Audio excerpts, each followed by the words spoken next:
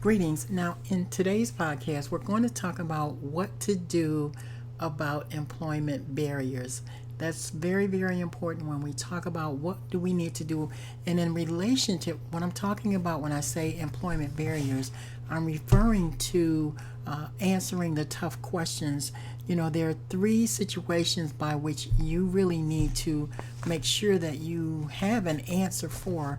And those three areas, let me just share this with you um, from my notes here. And those are negative events or patterns that are in your past. If you have something negative in your past, what do I do about that? How do I answer an employer if I have something like that?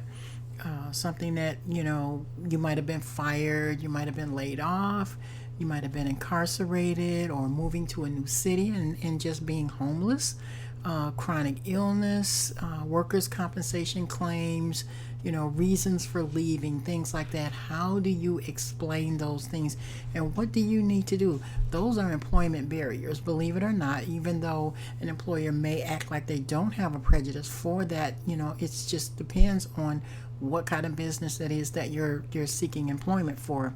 The other one are your current life situations. What currently is going on in your life? Maybe some child care issues that you have, a sick relative that you're caring for, long commutes, lack of transportation. How do you answer those particular questions? And those are employment barriers.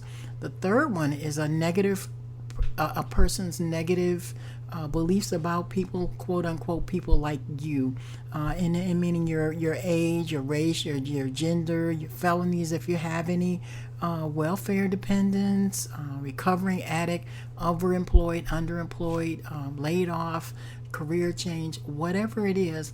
Those are employment barriers. So how do you deal with that? How do you go about answering those questions when they come up in the interview? Well, the first thing is to make sure that when you are doing the interview, that if you're in person to person, that you have a strong handshake, that you have good eye contact.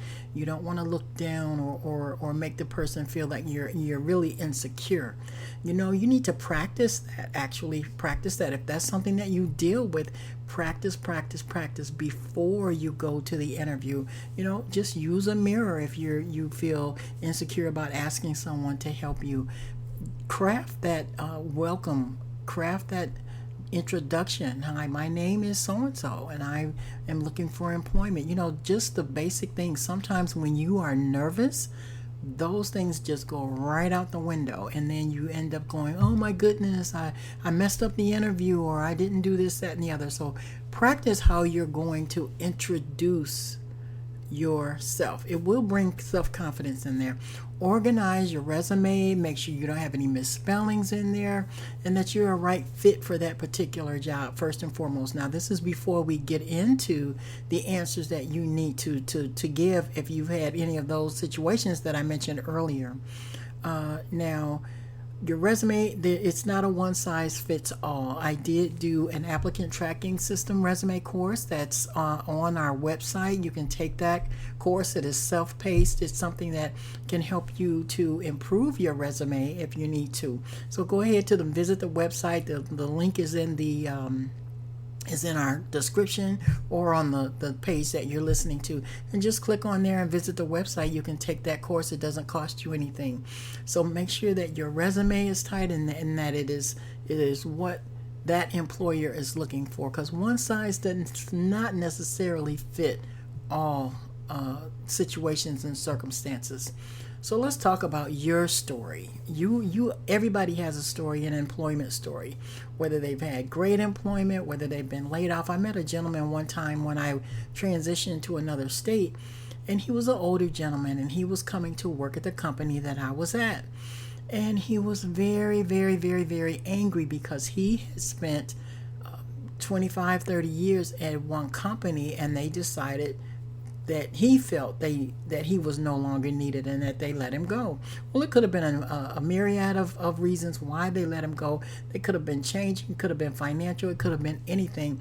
But he was very, very hurt and very, very angry because he had given his all and all.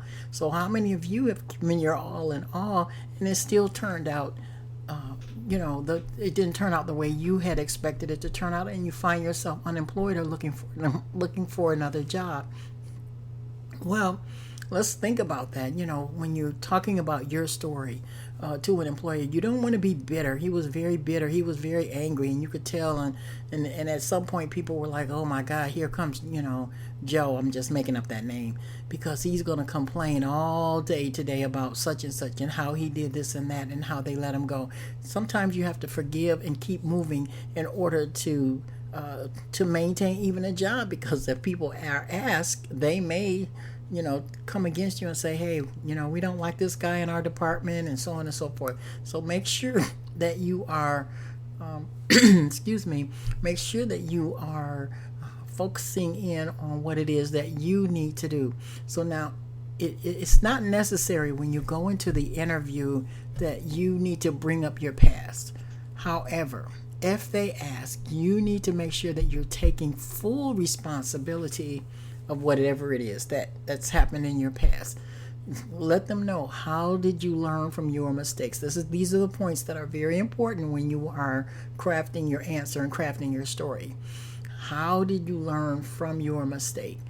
Highlight the things that you've done to change. Highlight those things. Highlight the steps that you've taken to prevent that from reoccurring again, because that's one of the things that, how are you going to handle your child care, or how are you going to do such and such, or your transportation if that's an issue. If you have a question on the application, say if you have a felony or something to that effect, you answer the question yes, that you do, and then that you would like to explain. Go ahead and explain, craft that answer in advance so that you're confident in what you're going to say to the employer or to the ones that are interviewing you. Some people will give you a chance if you're open and you're honest. Let them know, what can I do for you? What am I going to bring to the table? What am I going to bring to this company? Make sure that your impression is a positive one in the beginning. Draft your greeting. Make sure that you are positive and sell your skills. Don't think that you don't bring anything to the table. Even if you were in a situation that was negative, there's something that you learn from that. You bring a certain amount of wisdom to the table. Make sure that you're drafting a sentence of what you're going to do for that particular company, or what you want to do. I want to be a part of such and such a team. I've learned computer skills. This is what I want to do. So don't go on and on and on. Just introduce yourself. Let them know what it is that you're bringing to the table, and then allow them to ask the questions that need to be asked. Don't you bring it up first.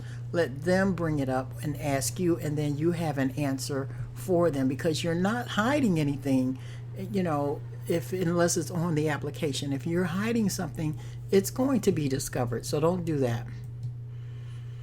Now, I am working on the course on answering the tough questions. It should be on our website pretty soon. You can visit the My Careers Plus website that is in the link and check it out.